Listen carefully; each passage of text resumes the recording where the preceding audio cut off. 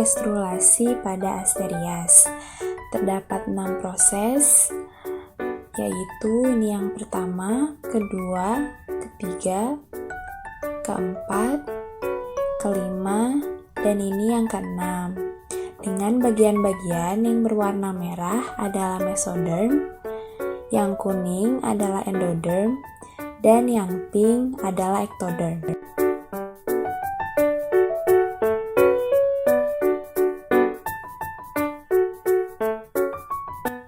Selanjutnya ada pembelahan amfioksus.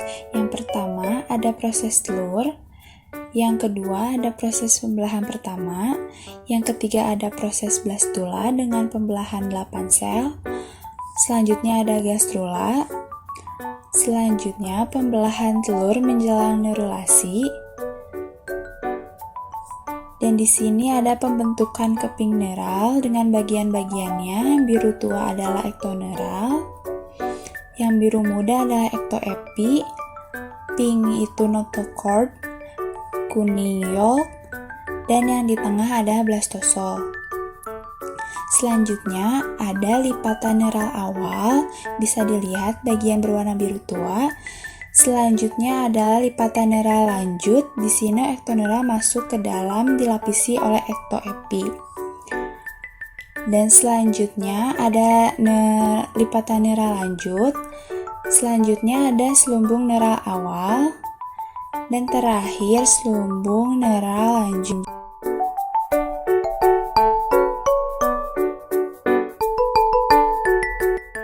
Selanjutnya proses pembelahan gastrulasi pada amfibi ada 6 proses. Ini yang pertama, kedua, ketiga, keempat, kelima, dan keenam.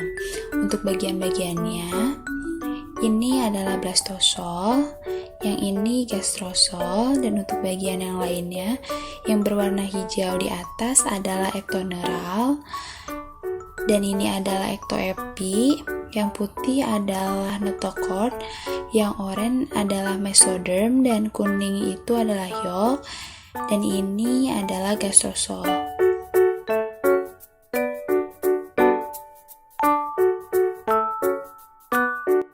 Selanjutnya ada proses pembelahan gastrulasi pada aves dan reptil. Ini yang pertama, kedua, dan ini yang ketiga. Di sini dapat dibedakan berdasarkan warnanya. Untuk yang kuning ini adalah endodermis. Lalu yang biru muda ini adalah ektoepi. Yang biru tua adalah ektoneural. Yang hijau notochord. Dan merah pink ini adalah mesoderm. Untuk yang merah ini adalah mesoderm dalam, dan yang pink mesoderm luar.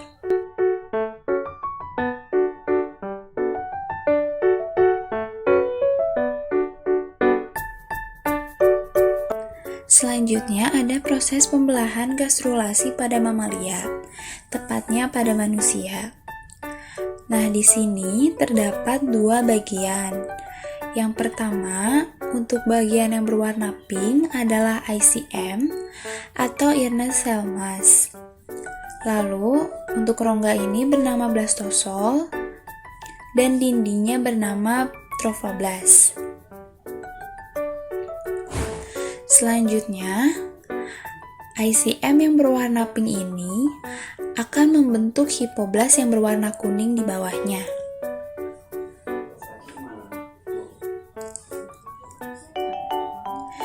Selanjutnya, bagian ini bernama epiblast, ini adalah hipoblast, dan yang berwarna biru adalah rongga amniotik. Selanjutnya, ini ada hipoblast, ini epiblast, rongga amniotik, dan di sini terdapat mesoderm.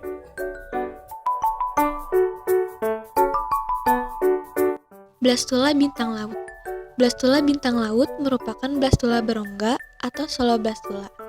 Dindingnya terdiri dari selapis blastomer yang tersusun mengelilingi rongga blastula, sehingga tipe blastula bintang laut adalah soloblastula lapis tunggal.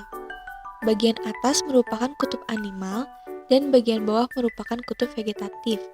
Blastomer yang mengelilingi rongga blastula ini terdiri dari bagian yang akan menjadi bakal ektoderm, mesoderm, dan endoderm pada tahap gastrulasi. Gastrulasi bintang laut atau Asterias.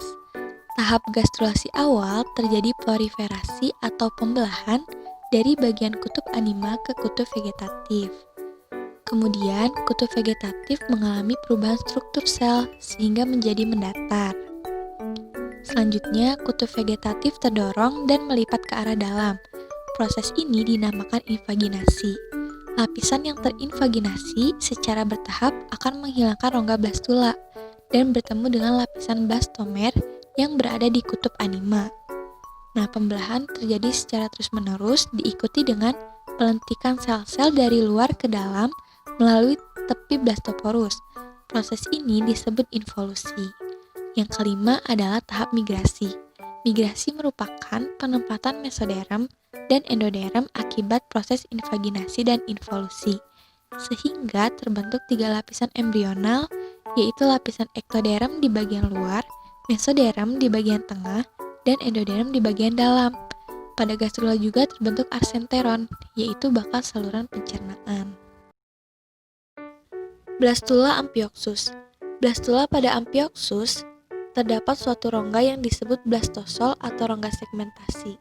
Kemudian blastomer tersusun dari sel berlapis tunggal, sehingga blastula ini dimasukkan ke dalam tipe soloblastula lapis tunggal. Gastrulasi amphioxus. Tahap gastrulasi amphioxus hampir serupa dengan bintang laut. Tahap pertama yaitu proliferasi atau pembelahan. Kedua, adanya perubahan struktur sel pada daerah vegetatif sehingga terjadi pendataran.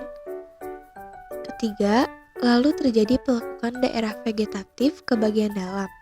Proses ini disebut invaginasi. Berbeda dengan bintang laut, invaginasi pada amphioxus terjadi tanpa bantuan sel-sel mesenkim. Dan yang terakhir adalah migrasi, yaitu pembentukan 3 lapis sel, ektoderm, mesoderm, dan endoderm. Blastula katak atau amfibi. Dari hasil pembelahan, pada tahap blastula katak akan terbentuk suatu rongga atau soloblastula. Blastomer terdiri dari beberapa lapis sel.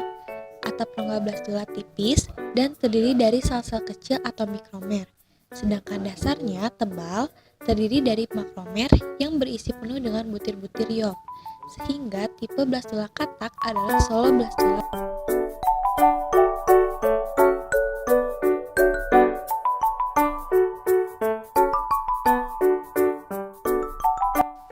Blastula pada katak atau amfibi akan menghasilkan sel-sel yang akan berkembang menjadi bakal endoderm, mesoderm, dan ektoderm. Pada tahap awal gastrulasi ditandai dengan terbentuknya sobekan di bagian bawah bidang ekuator. Kemudian terjadi proses invaginasi yang menyebabkan migrasi sel dari bagian luar masuk ke bagian dalam, sehingga terbentuklah dorsalip. Sel ektoderm akan mengalami pembelahan melalui proses yang dinamakan epiboli. Sel-sel terus masuk ke bagian dalam, membentuk suatu rongga yang disebut arsenteron dan mendesak rongga sebelumnya yaitu blastosol. Di bagian dalam terbentuklah lapisan endoderm. Lapisan ini terbentuk karena sel-sel dari luar masuk melalui lubang blastopor, kemudian mengalami migrasi divergensi yang mendesak yolk dan membuat lubang blastopor mengecil.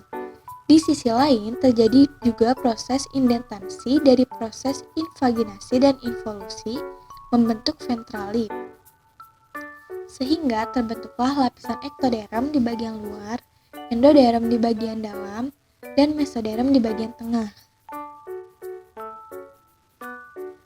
Lapisan endoderm ini nantinya akan berkembang menjadi saluran pencernaan, saluran pernapasan, sedangkan mesoderm akan berkembang menjadi skeleton, peredaran darah, otot, dan lain sebagainya, sedangkan ektoderm akan berkembang menjadi kulit, alat indera, juga sistem syaraf.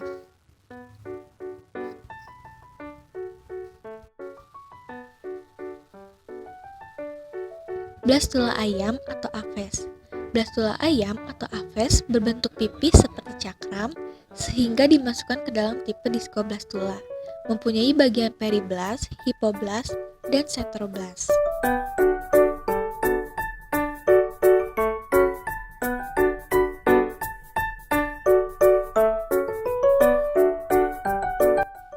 Gastrulasi ayam atau aphase. Gastrulasi ayam atau aphase diawali dengan proliferasi atau pembelahan di area pellucida. Kemudian Hansenot mengalami divergensi membentuk primitive streak. Selanjutnya terjadi pelekukan sel mesoderm di area primitive streak yang disebut tahap invaginasi. Dilanjutkan dengan involusi yaitu melentik pada bagian primitive streak. Selanjutnya, sel mesoderm yang sudah masuk ke dalam primitive streak mengalami divergensi atau menjauh dari daerah primitive streak. Kemudian mengalami proses delaminasi hipoblast dan epiblast sehingga membentuk 3 lapisan yaitu mesoderm, endoderm, dan ektoderm. Blastula mamalia. Blastula mamalia terdiri dari suatu rongga yang dikelilingi oleh suatu lapis sel yakni tropoblast, kecuali pada suatu sisi di mana terdapat penebalan sel morula yang disebut inner cell mass atau ICM. ICM merupakan bakal embrio, sedangkan tropoblast merupakan blastoderm selaput ekstra embrio. Blastula mamalia ini mirip dengan soloblastula karena terdapat rongga, tetapi dimasukkan ke dalam tipe discoblastula karena jaringan embrio terletak di daerah puncak seperti halnya ditemukan pada discoblastula lainnya. Pembahasan selanjutnya yaitu gastrulasi mamalia. Pertama-tama, aku mau ngasih tahu dulu kalau di gastrulasi mamalia itu terdapat bagian yang bernama ICM. ICM ini akan terbelah menjadi epiblast dan hipoblast. Teman-teman pasti pernah dengar kan yang namanya kantung ketuban? Nah, kantung ketuban ini merupakan perkembangan dari epiblast, sedangkan hipoblast akan berkembang menjadi bakal embrio. Nah, kita lanjut prosesnya. Pada tahap awal gastrulasi mamalia akan terbentuk sumbu, yaitu sumbu kranial dan kaudal. Sumbu ini terbentuk karena adanya Hansenot dari proses invaginasi, kemudian membentuk primitive streak di bagian tengah keping embrio. Jika kita sayat bagian tersebut seperti pada video, maka akan tampak struktur seperti ini. Kita perbesar, maka akan ada bagian epiblast, primitive streak, dan hipoblast. Sel-sel epiblast akan masuk secara individual melalui primitive streak, membentuk lapisan endoderm. Sehingga ada 2 lapisan di sini, kemudian dilanjut dengan pembentukan lapisan mesoderm. Lapisan mesoderm terbentuk karena sel-sel epiblast secara lembaran masuk melalui primitive streak membentuk lapisan baru, yaitu lapisan mesoderm, sehingga terbentuk 3 lapisan di sini.